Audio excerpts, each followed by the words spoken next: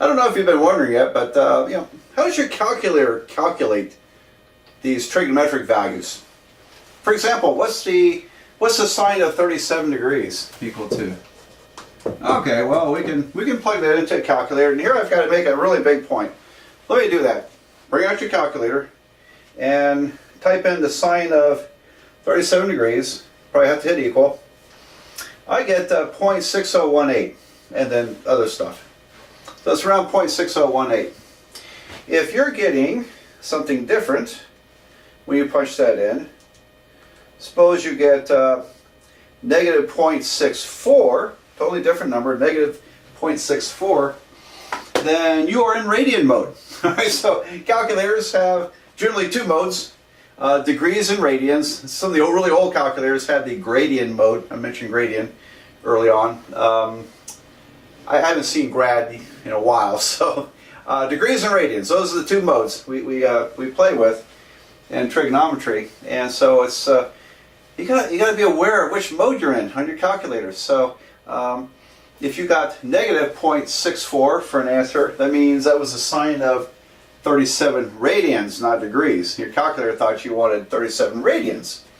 And so you need to pause the video and go to your something button, mode button, for example, and look around and change the menu to degrees rather than radians. Alright, so the correct answer is, for degrees, 0.6018, and so on. Alright, so now, how's the calculator doing that? And I like to talk about this because I would have been really excited to hear how this is done. I had no idea when I learned this stuff. I'm not sure the teacher remembered how it was done. Maybe. Anyway, I'll tell you how sine is calculated and how cosine is calculated. Now, this is something you don't really need to know for this course, but this is an extra, which I think is kind of neat. And this time I think I'll use x. But x is an angle. Sine of x. All right. So here's how sine is calculated.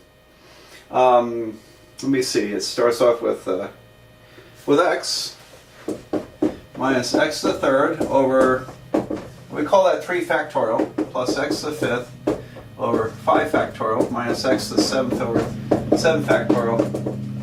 Alright, so first of all, what is I call them the factorials. 7 with an exclamation mark means 7 times 6 times 5 times 4 times 3 times 2 times 1, which is 5,040. Alright, and so it's already a pretty big number. And these numbers, when we get much bigger here, these get really large. And but anyway, your calculator, you don't need it for this course, but your calculator has a button. It's either in, we call it factorial, in factorial or x factorial. If you find that and punch in 7, hit that button, you should get 5,040. All right. This is a calculation that shows up in probability, statistics, and calculus. Maybe other areas past that, but it shows up enough in applications of math that calculators, scientific calculators, have a factorial button. All right, so this would be 6, 120, 5,040, and I couldn't tell you what 9 factorial is. All right, so here's what happens. When you plug in, we'll say 37 degrees on your calculator. All right, first thing your calculator does is it changes 37 degrees to radians, because this formula for sine only works with radians. All right, you would have to alter it greatly to have it work for degrees. So this is in radians. So your calculator takes 37, internally it changes it to radians, and then starts calculating these. It starts calculating these, and every time it calculates one, it checks it against the tolerance value. When you get to one that's extremely small, too small to be a decimal number that would change anything on your screen, in other words, maybe it's 10 to the negative 14th power, something really tiny, then your calculator stops and then prints out its answer. And it does that in a blink of an eye. Now, the first calculators that had trigonometry, I know my first calculator that had trigonometry was I think I bought it in 1958. No, 1978. All right, I don't know. 1978, and it may have been 1979. It had trigonometry. I was really excited about that. But if you punched in the sine of 1 degree, it gave you the answer immediately. If you punched in the sine of 89 degrees, or worse, 89.9999 degrees, it could take a few seconds because it had, when you get close to 90 degrees with sine, this thing has to calculate a long ways before it hits that tolerance value. And so it depended on the number. But nowadays these are so fast you don't know the difference. It just gives you an answer just like that.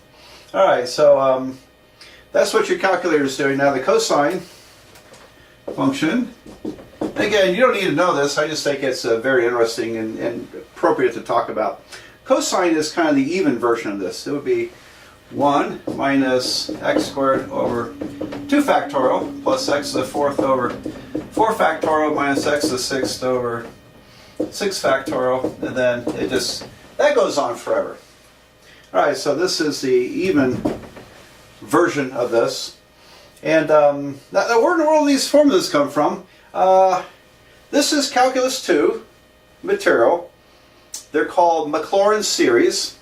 And I got to tell you, this is very easy in Calculus 2. Once you get to that point, figuring these out is very easy. It's an easy problem. All right. But this wasn't known until the late 1600s when Maclaurin may have been the first one to come up with this, and later a guy named Taylor kind of expanded on the idea and necessarily more complicated forms. But anyway, they're called Maclaurin Series, and from calculus. They were totally unknown before we'll say the 1690s. And so what did people do? Sine of 37 degrees. Well, when we get to trigonometric identities down the road, I'll give you some ideas how people estimated trigonometric values in the pre-1690s world. Okay, so kind of interesting stuff to me. It's not terribly relevant to your class, but I like to add to the knowledge and show you nice things. Now, the fact that these have odd exponents, it doesn't matter what the denominators are, that they're odd or even, but the fact that because it looks like a polynomial that just goes on forever, doesn't it? Like an infinite degree polynomial, because this means keep up the pattern forever. All right, so it's a very long polynomial with all odd degrees, and it turns out you may have learned about even and odd functions in college algebra. Then this turns out to be an odd function, which means it is symmetric around the origin point. You can rotate a sine wave 180 degrees to get a sine wave, same sine wave. This is an even function with even exponents, and it's reflective across the symmetric to the y-axis. So I'll make a lot more deal of that when we get to graphing. So don't need to know that right now, but it's interesting. Now, I couldn't tell you off the top of my head what the series, these are called infinite series, looks like for tangent. I think it's much more complicated to calculate, and I don't remember what it is, but I think people just, they don't worry about it, they just do sine over cosine. But we could produce a series for tangent. It turns out it's a lot more complicated than these two. All right, so there you go. So I like to show that where this stuff comes from. So punch in sine 37 degrees, calculator converts it to radians, plugs it into here, calculates for a while, finally decides it's done because the numbers are getting so small it doesn't matter. Then it prints out the answer, all in the blink of an eye. Amazing, amazing technology. So, I grew up in that pre-calculator world, so we would have had to just look it up. What's the sine of 37 degrees? And the best you got in a textbook was about 4 decimal places. And so you didn't have so much accuracy back then. So we are very fortunate with the calculators.